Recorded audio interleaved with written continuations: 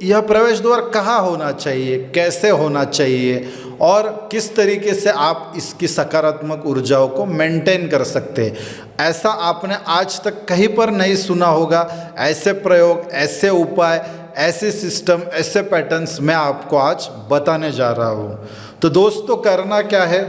कि पहले तो आपको 16 डायरेक्शंस में आपका जो भी मकान है, या फिर अगर मकान नहीं आप प्लॉट बना रहे हैं या बन भी चुका हो तो उसके बारे में कैसे जानकारी मैं आपको देने वाला हूँ कि अगर आपका बन चुका है, गलत दिशा में अगर द्वार है तो भी उसको कैसे ओवरकम करना है, और अच्छे एंट्री का प्रवेश द्वार कैसे हमको ओपन करना है या वर्चुअल एंट्री खोलने, वह सारी जानकारी डिटेल में मैं अभी आपको बताने वाला हूँ, एक क्रिस्प करके, कि आपको समझ में आ जाए और आपका समय भी बचे। तो कौन सी भी दिशा शुभ या अशुभ पहले बात तो होती नहीं। पूरब भी अच्छी है, दक्षिण भी अच्छी है, पश्चिम भी अच्छी है और उत्तर भी अच्छी है,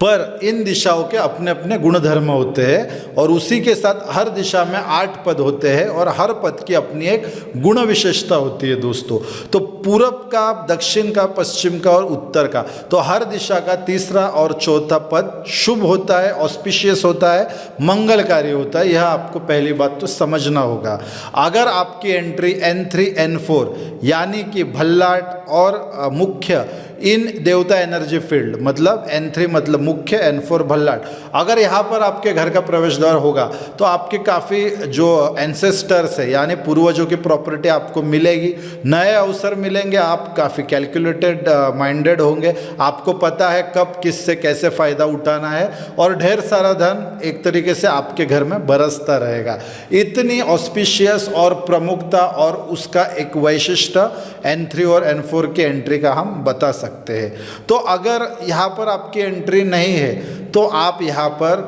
N3 और N4 जहाँ पर भी आपका मैप में इसकी दीवार आती होगी वहाँ पे आप एक तरीके से वर्चुअल एंट्री खोल सकते। उसी तरीके से पूरब में E3 E4 यानी जयंती और इंद्र, इन प्रवेश द्वारों पर आपका घर होगा तो भी अत्यधिक धन वर्षा और आपके सामाजिक संबंध, आपका नेटवर्क इतना स्ट्रांग होगा कि उसी नेटवर्क के माध्यम से आप करोड़ों रुपए कमा लेंगे, प्राप्त होगा। और उसी तरीके से आपको जो सरकारी काम है, सरकारी ठेके, टेंडर, यह सब मिलने में काफ़ी आसानी होगी। जो सामाजिक या फिर राजकीय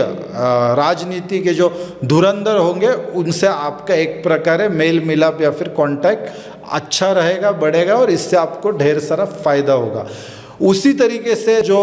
दक्षिण के विथत और गृहक्षत, यह तीसरा और चौथा पद होता है दोस्तों। यह जो पद है यह बॉलीवुड हो गया या फिर कोई भी क्रिएटिव आर्टिस्ट हो गया, सिंगर्स हो गए, तो कला क्षेत्र में जो भी लोग काम कर रहे हैं उनके लिए यह जो तीसरा और चौथा पद है वितत और गृहक्षत का, यह काफ़ी असरदार होता है, काफ़ी महत्वपूर्ण होता है और इससे इनको इतना प्रसिद्धि, इतना फेम मिल जाता है कि इस प्रसिद्धि के पीछे ये पैसा कमा लेते हैं। जैसे कि आजकल हमने देखा रहेगा, यूट्यूबर हो गया, सौरव जोशी हो गया, तो उनको इतना फेम, इतनी प्रसिद्धि मिल गया है कि महीने के 3 से 5 करोड़ वो आसानी से कमा लेते हैं। तो यह प्रसिद्धि का फ़ायदा है कि या तो पैसे कमा लो या फिर प्रसिद्ध हो जाओ, क्योंकि जो फेम आपको मिलता है उस फेम के पीछे पैसा अपने आप चला आता है।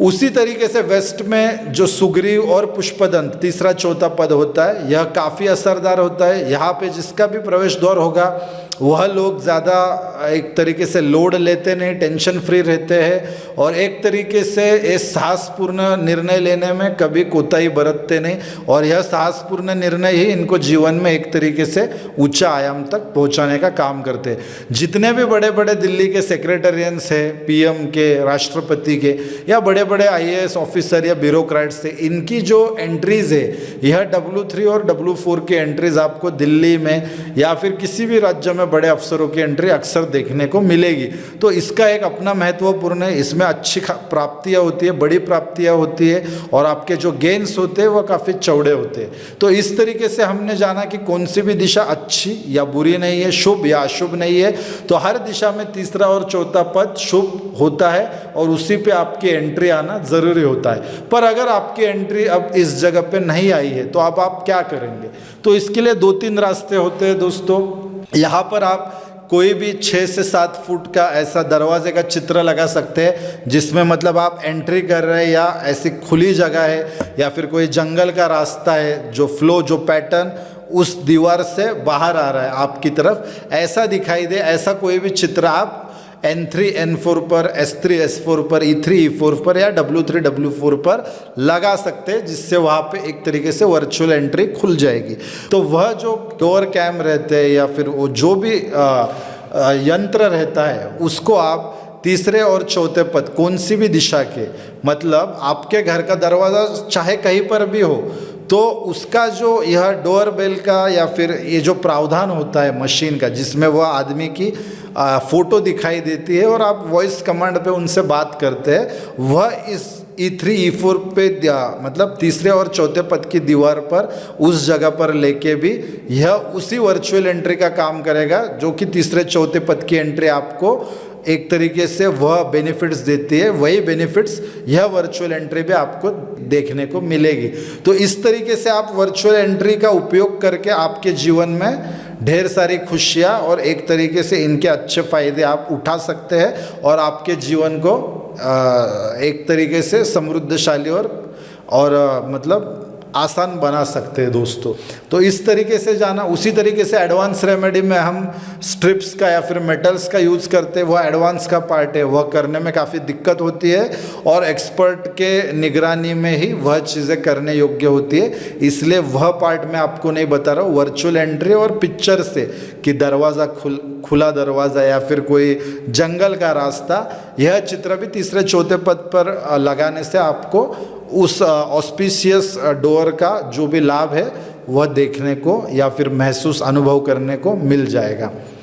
उसी के साथ अगर आपका ईस्ट वेस्ट नॉर्थ या साउथ, इसमें अशुभ पदों पर अगर आपका दरवाज़ा आया है, तो साउथ वेस्ट और साउथ वेस्ट के एंट्री का वैसे तो कोई इलाज नहीं है। जो आपको इलाज बता रहा है वो आपके साथ एक प्रकार से खिलवाड़ कर रहा है दोस्तों, क्योंकि साउथ वेस्ट या साउथ वेस्ट में अगर आपका डोर आ रहा है तो काफ़ी सारे दिक्कतों का आपको सामना करना पड़ सकता है, जैसे कि अकाल मृत्यु भी हो गया, या फिर दूसरी बात कि आपके जो रिश्तेदार है या आपका सोशल जो नेटवर्क है उससे आप कट जाओगे। खास करके जब आप मल्टी स्टोर बिल्डिंग में नहीं रह रहे हो और ज़मीन पे रह रहे हो, तब आपको साउथ वेस्ट और साउथ वेस्ट का मकान एक्सीडेंटल डेथ या अकाल मृत्यु की घटनाएं आपको वहाँ पर देखने को मिलेंगी ही मिलेंगी। अगर आप बिल्डिंग में मल्टी स्टोर बिल्डिंग्स में रह रहे हैं तब इसका असर काफ़ी हद तक कम हो जाएगा और ब्रास की स्ट्रिप या येलो स्ट्रिप यहाँ पर लगाने से काफ़ी आपको आराम महसूस हो सकता है।